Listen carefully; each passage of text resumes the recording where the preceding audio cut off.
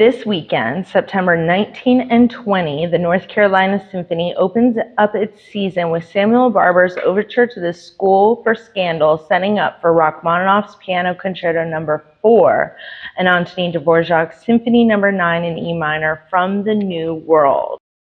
I'm Emily Moss with the Classical Station, and I'm here with Music Director of the North Carolina Symphony, Carlos Miguel Prieto.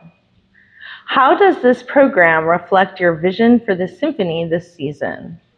This season, we are celebrating the 250th anniversary of the independence of this country. So we are calling it America 250, which doesn't mean that every single program will be part of that. But this one certainly is, because even though there's only one American piece per se, which would be the Barber, the rest of the program either was composed by composers who were performing in the U.S. or a composer like Dvorak who was invited to live in the U.S. and teach in the U.S. and wrote this piece, the Ninth Symphony from the New World in this country. So I think this is a perfect example of, I think, what makes sense for us to do, which is to celebrate this kind of collaboration between American composers and composers who may come from abroad but adopt American idioms. Because, for example, the fourth piano concerto that you were just hearing now is very influenced by Gershwin, Rhapsody in Blue, and other pieces of Gershwin, which are pieces that are distinctly American.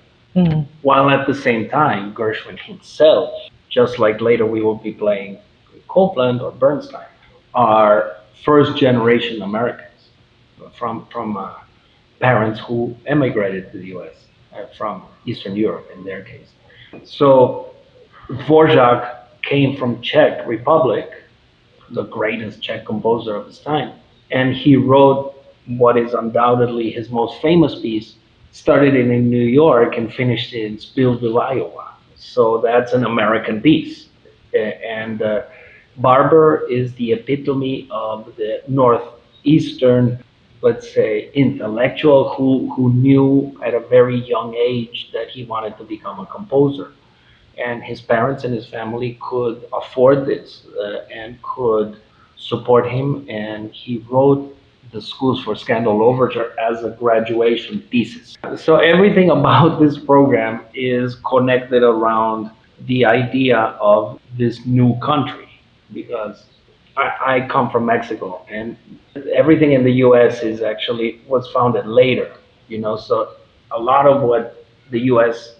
meant to many people is like a new beginning, and that's what it meant for Copland, that's what it meant for Rachmaninoff, and that's what epitomized Barber. So I think this is a great way to start the season. That's amazing. And speaking of Barber's School for Scandal, it opens with that and closes with Dvorak's New World. What kind of emotional arc are you inviting? The Barber is not a intellectual piece at all. Okay, so the School for Scandal is just a traditional overture, but since it was supposed to be the overture for a play, and it's a play that's kind of a comedy, the piece is imbued with a lightness of tone that you can probably, it's almost like operetta or Gilbert and Sullivan style, but it is distinctly American, and that's what is unique about it. But a very young piece by Barber. Next week we do, I would say, a more mature and complex piece by Barber. It's called Essay Number 2, which is one of his great masterpieces. And I think that will show people within the 2 weeks, I hope some people come to the two concerts, what a versatile composer he was. And this is actually one of his lighter pieces. And the Dvorak is an emotional ride in itself, but I would say that the piece is filled with a combination of enjoyment of life, enjoyment of nature, but also longing for the old country. Mm. So even though it is an American symphony, it is a symphony written in the New World, it is also a symphony that is imbued with a longing of the old world. So it's as Czech as it is American. And the emotional arc is actually, it's not that pieces are related to each other, but within a couple of decades, because that's the separation of time, these three pieces already encompass a very ambitious kaleidoscope of ideas. The Rachmaninoff also has this longing, the slow movement, it's distinctly Russian, but it is so imbued with Gershwin that I cannot disassociate it from a piece like the Dvorak. So I see kind of a immersion into a country, which is this country, which had a great, it was a great country for a great composer such as Dvorak, or a great performer and composer such as Rachmaninoff, but also Bartok, also Stravinsky. So I think it's an homage to that welcoming nature of this country. Mm. This is Rachmaninoff's least performed concerto and arguably his most complex. And you were talking about there's also a longing and nostalgia with that piece. The pianist, Denis Kazukin, joins the symphony for Rachmaninoff's fourth piano concerto, a piece that demands introspection and fire. What drew you to him for this work? We've done this work before. Okay. So when the work, we came up with a program as a whole. And then I said, okay, I had a great experience with him doing this piece in the UK. So that's why we're repeating it. Yes. But I would say that the Rachmaninoff, I don't really agree with this idea that this is the most complex, because I don't see it necessarily as complex. Because sometimes when one uses the word complex, it's like it would signal to people that it's complicated and you cannot grasp it at first hearing. And I think this one, he wrote 4 piano concertos and a set of variations based on the theme of Paganini, which is called the Paganini Rhapsody. And all 5, I think, are very direct in their appeal. Maybe what this quote says is that the 4th is the least well known, which probably is an opportunity for people. I always enjoy getting to know things of famous. So I just went to a play in New York, a play by Ibsen, and Ibsen is very well known for 3 or 4 plays, and this was one of them that's not well known, and it's still a masterpiece to me. And it was so interesting to get to know a new play from a very well established.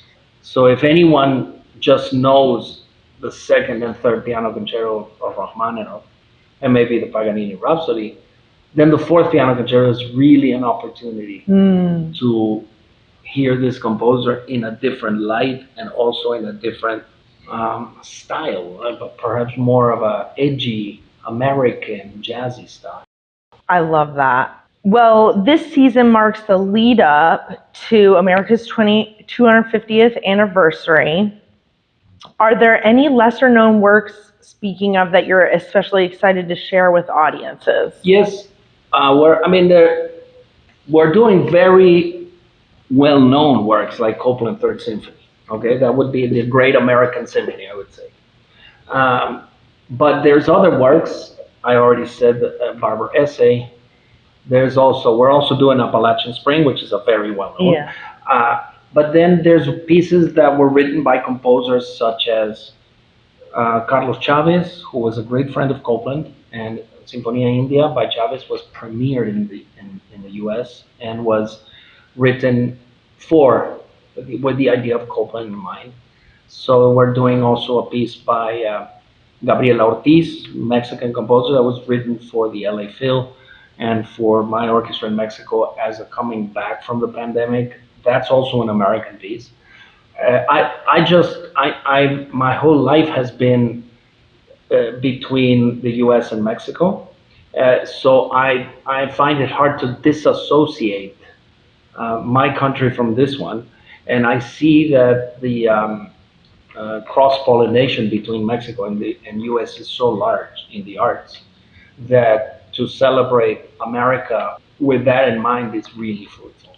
Yes, yes, and important. Every great American writer, composer, I mean, we could come up with a list of 5 or 6 of the greatest composers, and they all either were born elsewhere or they grew up in the United States from parents who did not speak English. Exactly. So, Copland, Gershwin, Bernstein, and the list is huge. Yes. So when you add to that list people who have made their career in the U.S., those are also American voices. Yeah. And I think that's what I meant by enriching the celebration, not only with distinctly American pieces, but with those pieces that have, seen the light in the U.S. I think that's a huge message because it's a message that also celebrates other accomplishments, scientific accomplishment, such as one that could have been made by Einstein, okay, was done in the U.S. Well, he was German. Well, is that not an American accomplishment? It is an American. So Right. the music is the same. In music, we don't put flags or nationalities into pieces, and we put more concept into them. So a piece like the Dvorak can be American, or a piece like Sinfonía India by Carlos Chavez, who was Mexican, can be American also. And that's my viewpoint because that's what I've seen all my life. I learned to play the violin and I learned to play English at the same time in Michigan. Okay, you understand what I mean? That Yeah. I can't separate, just like I don't separate American things when I'm in Mexico. We are one.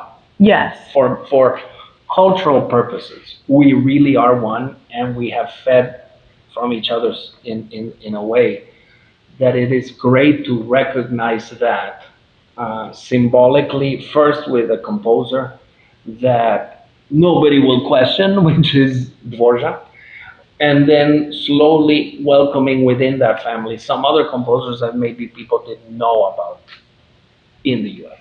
Yes, yes. The North Carolina Symphony mission emphasizes artistic excellence, statewide service, and music education. So how is those commitments important to you with programming and performance? It's all tied to one idea, which is the idea that music is for everyone and music will educate, nurture, help, heal everyone. And this orchestra plays a lot of educational concerts for very young people, for 150,000 plus people, kids, and it does so with the same commitment as it's been doing anything like this. So I don't separate what a concert is for young people or a subscription or a pops concert. For me, it's a concert, and that mission is, I think that when you just play great music and with a lot of commitment, conviction, quality, and really striving for excellence, the results speak for themselves, and you don't have to sell it. You just have to let people know that it's there. And I think that the fact that this orchestra has such a history of performing in the educational sector probably allows us to say some things that other orchestras can't, which is that we really put education at the forefront of the commitment of the orchestra, but it's also it's education at all levels. I would say that a subscription concert is a different kind of experience, but it's still the same thing. So I see it as across the board as a very important cultural institution in a beautiful and very important state where music is not entertainment. Music is part of life, just like it is for everyone who is on stage and like it is for me, has been all my life. I think that if you play it if you have that mission, rather than place yourself in a little bubble of privileged music, let's say, you lose the real message. And I think that the fact that the orchestra does so much in education allows it to play so well in the rest of the weeks. Do you understand what I mean? Yeah. Because it is all the same thing. When you are playing for kids, you have to play in a way that the kids get excited by what you do. You can't play it with half conviction. Right. And that imbues how you view other things too, because pops concerts are the same. Right. Whether you like them or not, whether orchestra's going to do a concert of Dolly Parton. Okay, yeah, it's music I don't know. I mean, I probably have heard it, but it's not music that I'm going to conduct. But I know that they're going to do it with the same love and conviction and decency and professionalism that they do this. So again, it permeates the whole thing. Mm-hmm. Because if you have an attitude, I think in general it's an attitude towards life, but I don't want to go that far, towards music, that is I as a human being and us as an institution, we are privileged to be able to play this music. No matter what program or piece you choose, they are all excellent pieces that we are honored to play. And they're always will make us better musicians and better people. And that attitude institutionally is a very important one. Not one of superiority but one of confidence and amazement that, wow, I'm going to play New World Symphony for 4,000 people this weekend. Right. The other attitude, which is sadly existing in places, would be, oh my God, again, New World Symphony, right. Because it is a piece that gets performed a lot. But I think that we can, as musicians and in general people, we can turn things that initially are tricky or difficult into opportunity. And so how can we find more depth and more message in a piece like the New World Symphony? And I think that if you approach it from a point of view of embracing a great concept, which is this concept of welcoming a new voice, that's the great way to view it, and probably will generate a performance that's perhaps more meaningful than the last time we did. And I love that message that music is not entertainment, it's essential for everyone. Well, I think it's like if you ask people, nobody will tell you they go to church or synagogue to have, as entertainment or as a social thing. It goes deeper, right? Right. In theory. And same thing with music. I think right. that we, I myself don't place too much importance on whether a hall is full. I place a lot more importance on how involved the audience is in a piece that you play. Because sometimes we play pieces that require a special concentration or a special kind of attitude in the audience, and those pieces don't work if the audience just comes to be entertained. Sure. The experience needs a little bit more work. Engagement. Yes, I mean it's like if you go watch a great Shakespeare play expecting to understand every word and just laugh the way around, well, you're going to be disappointed, right? Right. And you're going to miss a deeper. The message, yeah. But unfortunately in music, we still get people who think that they can just show up to every concert and not know anything about any piece and expect to be wowed and entertained by any piece. And that's not exactly right, I would say this week, yes, but there are other pieces where even reading about these pieces helps, or knowing a little bit about the history behind these pieces and what these pieces mean to other people, that helps you have a deeper connection to the music. Okay? Yes. I would say that the same would not apply to a Pops concert. Okay, because people who come to the Pops concert, they come knowing what the right, yeah. Okay, the music of John Williams is very tricky, but people come already knowing what they are going to hear, right. And it's in their ears. And with this much work, very little work, you can come to a classical concert with that preparation, and that will increase your level of enjoyment and understanding greatly, and also will increase your experience greatly. Oh, I love that. That kind of answers my last question, which is if you could invite every listener to experience just one thing this season, not a piece per se, but a feeling or an idea? This is a fine question, but is impossible for me to respond because my whole approach to what I do is about the concept of whole rather than one. Okay, so if I could tell you, okay, don't miss Copeland Third.